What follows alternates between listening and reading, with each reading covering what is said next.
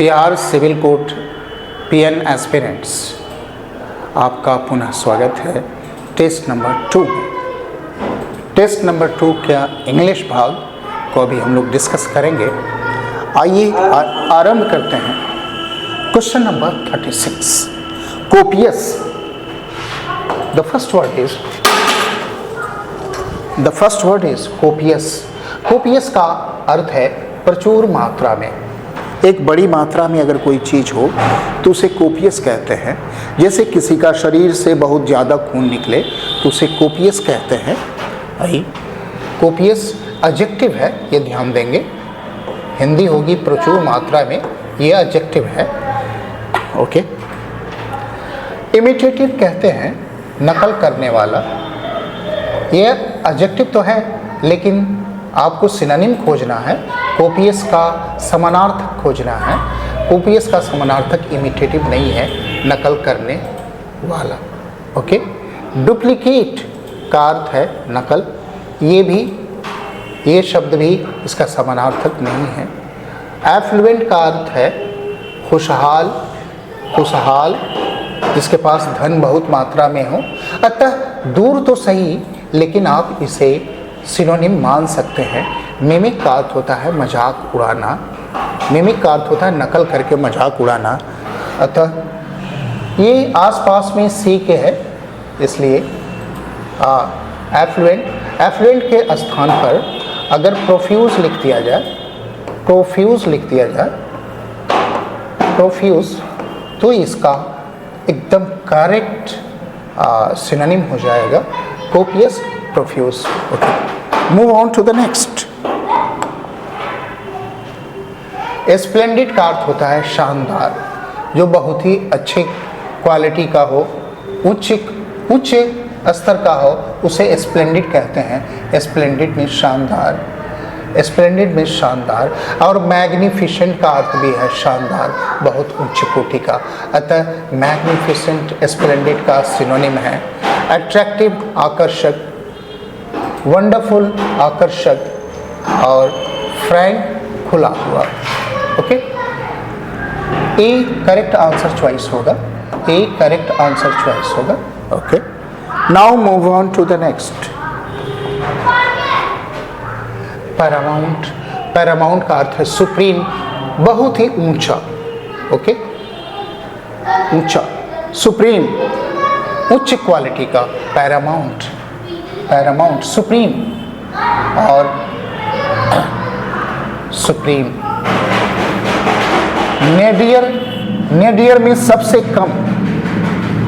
जब कोई चीज शिखर पे हो, उच्चतम बिंदु पे हो, तो उसे ज़ेनिथ कहते हैं, और न्यूनतम बिंदु पे हो तो उसे नेडियर कहते हैं। और सुप्रीम का अर्थ है उच्चतम बिंदु। फॉरमोस्ट का अर्थ है सबसे आगे, सबसे पहला। और कैल्यूमिनेशन का अर्थ है निंदा करना। कैल्यूमिनेशन का अर्थ है, स्पेलिंग में थोड़ा सा एरर। ओके। पैरामाउंट का समानार्थक शब्द होगा सुप्रीम। अतः बी करेक्ट आंसर चॉइस होगा। Now move on to the next word. आपको एंटोनिम देखना है। शब्द मरोस का अर्थ होता है उदास, खिन्न। वह व्यक्ति उदास और खिन्न हो, उसे मरोस कहते हैं। ग्लूमी का भी वही अर्थ है, उदास को। अतः समानार्थक है, ग्लूमी समानार्थक है। विपरीतार्थक आपको तलाशना है। चीयरफुल का अर्थ है प्रसन्नचित्त, जो कि मरोस के विपरीत है। सलिन का अर्थ है खिन्न, निराश। अतः ये भी समानार्थक है। और मॉर्नफुल का अर्थ है शोकाकुल, ये भी समानार्थक है। ये तीनों ग्लूमी, सलिन और मॉर्नफुल। ग्लूमी उदास, सलिन खिन्न, और मॉर्नफुल शोकाकुल, ये तीनों समानार्थक है। बी विपरीतार्थक, चीयरफुल प्रसन्नचित्त विपरीतार्थक है। अतः बी करेक्ट आंसर चॉइस होगा, चीयरफुल। नेक्स्ट, स्प्यूरियस का अर्थ होता है नकली, जहरीला, नकली। स्प्यूरियस नकली, आर्टिफिशियल ये समानार्थक है। स्टैंडर्ड उच्च कोटि का, कोई मेल नहीं खा रहा है। काउंटरफीट नकली, काउंटरफीट नकली वह नोट, वह रुपया जो नकली हो उसे आप काउंटरफीट कहते हैं, और वह जो असली हो, स्प्यूरियस मीन्स नकली और जेन्युइन मीन्स असली, जेन्युइन मीन्स असली, अतः D is the correct answer choice, spurious.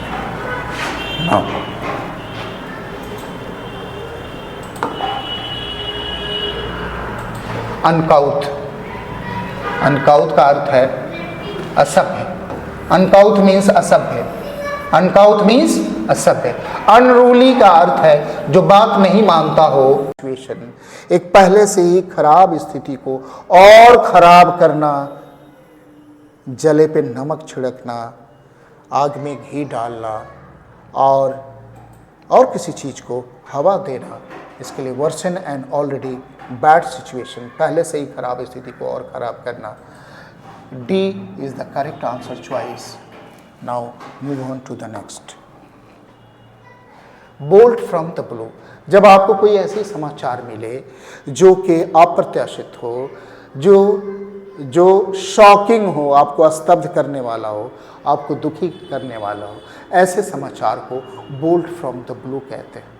जैसे किसी की मृत्यु, किसी निकट संबंधी की मृत्यु की सूचना आती है तो उसे क्या कहते हैं, कोई व्यक्ति स्तब्ध हो जाता है, दुखी हो जाता है, बहुत घबरा जाता है, that is called bolt from the blue, स्तब्धकारी है, स्तब्ध करने वाला, bolt from.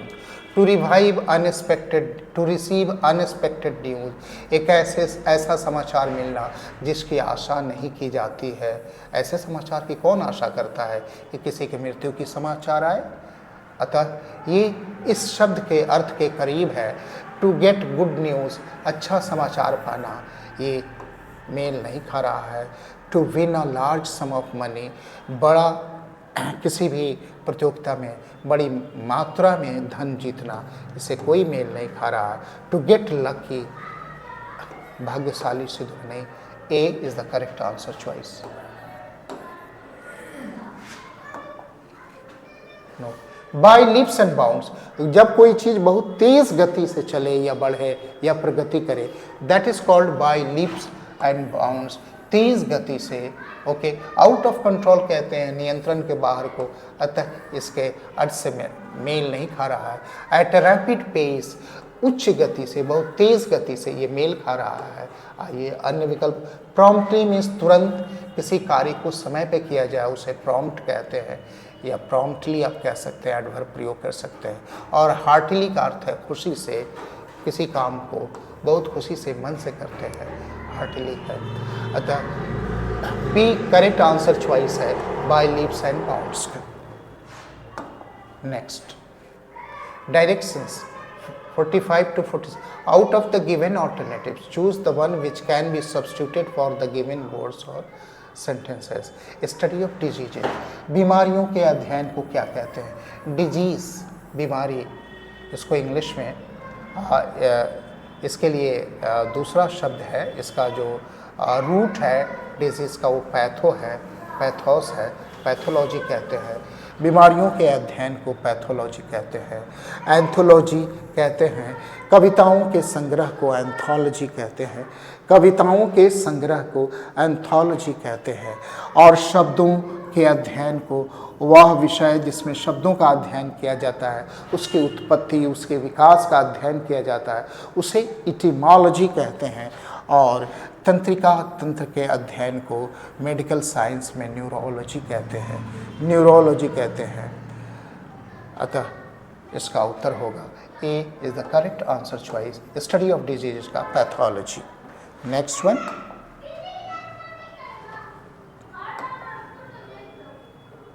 Killing of father, पिता की हत्या के लिए कौन सा शब्द है?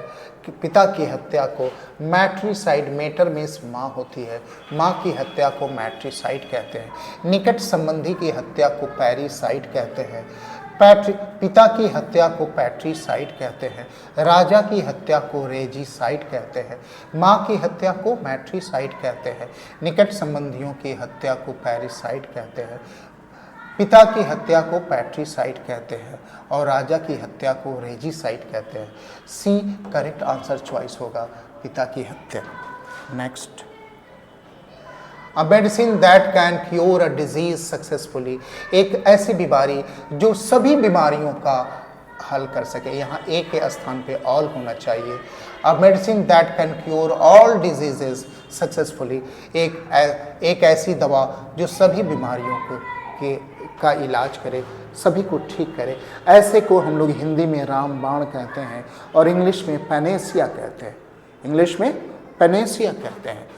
मॉर्फाइन क्या है? मॉर्फाइन एक केमिकल है जो अफीम से प्राप्त होता है। एपिनफ्राइन क्या है? एक प्रकार का हार्मोन है। और पेंसिलिन क्या है? एक प्रकार की औषधि है, एंटीबायोटिक है। ओके। और पेनेसिया वह है रामबाण, एक ऐसी दवा जो सभी बीमारियों को ठीक करती है। यह एक ऐसी दवा जो किसी बीमारी को पूर्णतः ठीक कर देती है, उसे पैनेसिया कहते हैं। और उसे अतः आपका सी करेक्ट आंसर चॉइस होगा। Okay, move on to the next. Select the incorrectly spelled word in the following questions.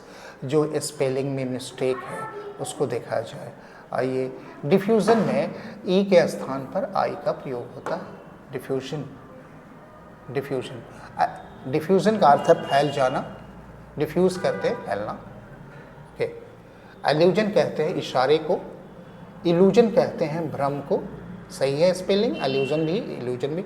और लिएजॉन कहते हैं किसी कार्य को करना, किसी दिए गए कार्य को करना जो अपने जिम्मे ले लेते हैं, that is called liaison. Okay. Next, desperate. Separate तो सही है, PARAT, सेपरेट सही है। एक्सिलरेट, सेपरेट का अर्थ है अलग, एक्सिलरेट का अर्थ होता है यानी कि मंत्र मुग्ध करना। कॉरोबोरेट का अर्थ होता है किसी बात को सिद्ध करना। ये भी स्पेलिंग सही है, डबल R का प्रयोग होता है, इसमें एक HI का प्रयोग होता है। और डिस्पेरेट में जो भिन्न है उसमें वहाँ पे ए के स्थान पर ई का प्रयोग होता है, डेस्परेट। ओके, भिन्न। डिस्पेरेट मीन्स भिन्न। Okay, move on to the question number 50। Vulnerability, संवेदनशीलता। वल्नरेबिलिटी, संवेदनशीलता, VULNERA, वल्नरेबल। और जब आप ET लगाते हैं तो थोड़ा सा परिवर्तन करते हैं। क्लोरोफिल शुद्ध है। ओके। और स्टेशनरी, स्टेशनरी का अर्थ है वो लेखन सामग्री। इसमें ई होता है और ये दिया हुआ है, ए नहीं होता है, शुद्ध है। और प्रोबेबिलिटी, यहाँ पे आई का अभाव है, आई का अभाव, PROBABILI, प्रोबेबिलिटी संभावना, प्रोबेबिलिटी संभावना। अतः आपको त्रुटि खोजनी है। 3 शुद्ध है और जो अशुद्ध है वो सी है, इसलिए सी करेक्ट आंसर चॉइस होगा। Okay, thank you very much for being with me. See you in the next video. Until then, good night.